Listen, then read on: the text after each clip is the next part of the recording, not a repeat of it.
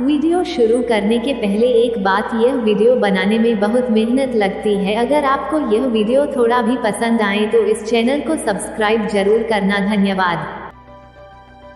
अगस्त्य का आश्रम। सुतीक्षित मुनि से विदा लेकर राम, सीता और लक्ष्मण ने वहां से प्रस्थान किया।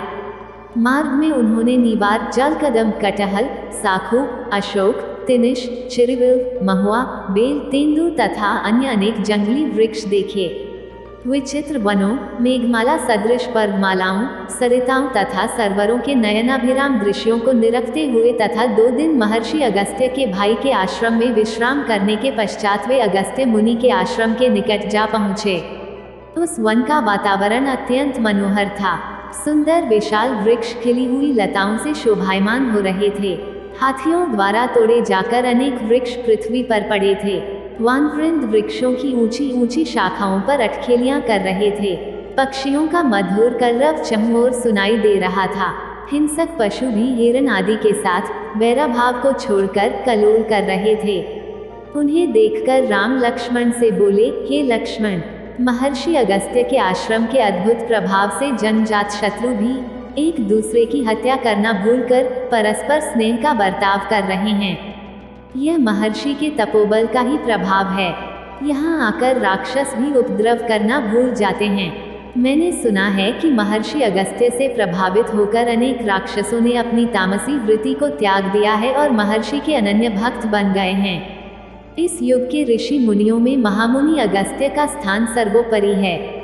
उनकी कृपा से यहाँ के देवता, राक्षस, यक्ष, गंधर्व, नाग, किन्नर आदि सब मानवीय धर्मों का पालन करते हुए अत्यंत प्रेमपूर्वक अपना जीवन यापन करते हैं। इस शांतिप्रद वन में चोर, डाकू, लंपट, दुराचारी व्यक्ति आने का साहस नहीं करते। ऐसे महात्मा महर्षि के दर्शन का सौभाग्य आज हमें प्राप्त होगा। तुम आश्रम में जाकर मेरे आने की सूचना दो। राम की आज्ञा पाकर लक्ष्मण आश्रम के भीतर गए और महर्षि के एक शिष्य से बोले, हे सौम्य, कृपा करके तुम महर्षि अगस्त्य को सादर सूचित करो कि अयोध्या के तेजस्वी सम्राट दशरथ के ज्येष्ठ पुत्र श्री रामचंद्र जी अपनी पत्नी जनक नंदिनी सीता के साथ उनके दर्शन के लिए पधारे हैं। वे आश्रम में प्रवेश की अनुमति की प्रतीक्षा कर रहे हैं। शिष्य से लक्ष्मण का संदेश सुनकर अगस्त्य मुनि बोले, तुमने यह अत्यंत आनंददायक समाचार सुनाया है। राम की प्रतीक्षा करते हुए मेरे नेत्र थक गए थे। तुम जल्दी से जाकर राम को सीता और लक्ष्मण के साथ मेरे पास ले आओ। शिष्य राम, सीता और लक्ष्मण को लेकर मुनि के पास पहुंचा, जो पहले से ही उनके स्वागत के लिए कुटिया के बाहर आ चुके थे। तेजस्वी मुनि को स्वयं स्वागत के लिए बाहर आया देख राम ने श्रद्धा से सिर झुकाकर उन्हें प्रणाम किया। सीता और लक्ष्मण ने भी उनका अनुसरण किया। अगस्त्य मुनि ने प्रेमपूर्वक उन सबको बैठने के लिए आसन दिए।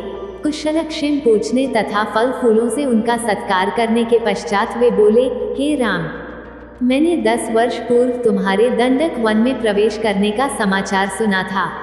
उसी समय से मैं तुम्हारी प्रतीक्षा कर रहा हूँ। यह मेरा सौभाग्य है कि आज मेरी इस कुटिया में तुम जैसा धर्मात्मा, सत्यपरायण, प्रतिज्ञा पालक, पितृभक्त अतिथि आया है। मेरी कुटिया तुम्हारे आगमन से धन्य हो गई है।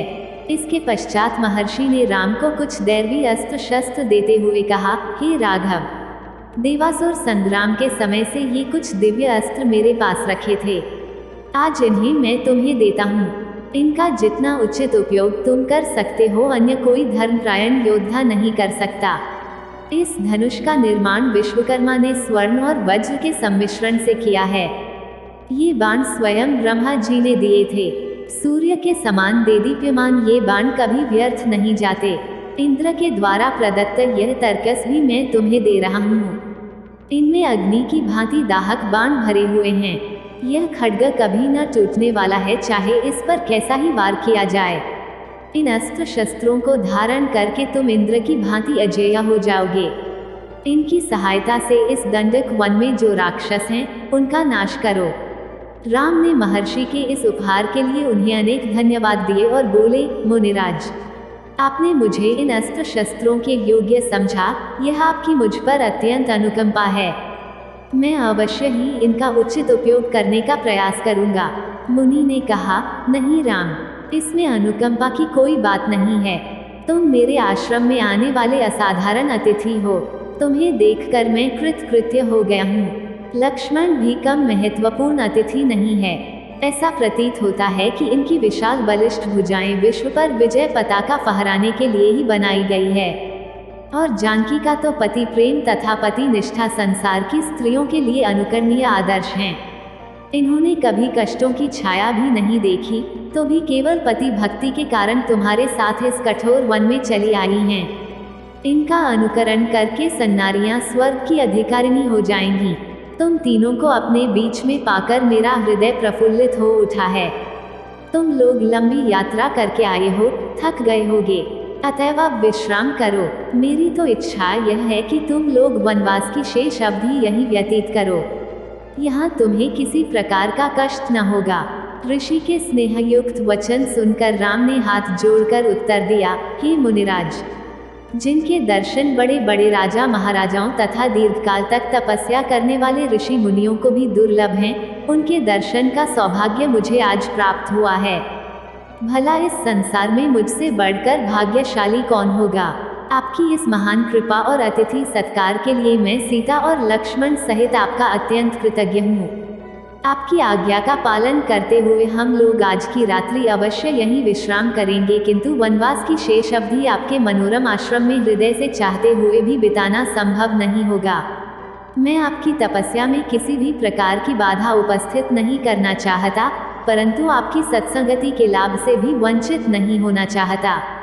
इसलिए कृपा करके आपके इस आश्रम के निकट ही कोई ऐसा स्थान बताइए जो फलयुक्त वृक्षों, निर्मल जल तथा शांत वातावरण से युक्त सघन वन हो। वहाँ मैं आश्रम बनाकर निवास करूँगा। अगस्त्य मुनि ने कुछ क्षण विचार करके उत्तर दिया, हे राम, तुम्हारे यहाँ रहने से मुझे कोई असुविधा नहीं होगी। यदि फिर भी तुम किसी एकांत स्थान में अपना आश्रम बनाना चाहते हो तो यहाँ से 8 कोस दूर पंचवटी नामक महावन है। वह स्थान वैसा ही है जैसा तुम चाहते हो। वहाँ पर गोदावरी नदी बहती है। वह स्थान अत्यंत रमणीक, शांत, स्वच्छ एवं पवित्र है। सामने जो मधुक वन दिखाई देता है, उत्तर दिशा से पार करने के पश्चात तुम्हें एक पर्वत दृष्टिगोचर होगा। उसके निकट ही पंचवटी है। वह स्थान इतना आकर्षक है कि उसे खोजने में तुम्हें कोई कठिनाई नहीं होगी। मुनि का आदेश पाकर संध्यावंदन आदि करके राम ने सीता और लक्ष्मण के साथ रात्रि अगस्त्य मुनि के आश्रम में ही विश्राम किया। प्रातःकालीन कृत्यों से निवृत्त होकर महामुनि से विदा हो राम ने अपनी पत्नी तथा अनुज के साथ पंचवटी की ओर प्रस्थान किया।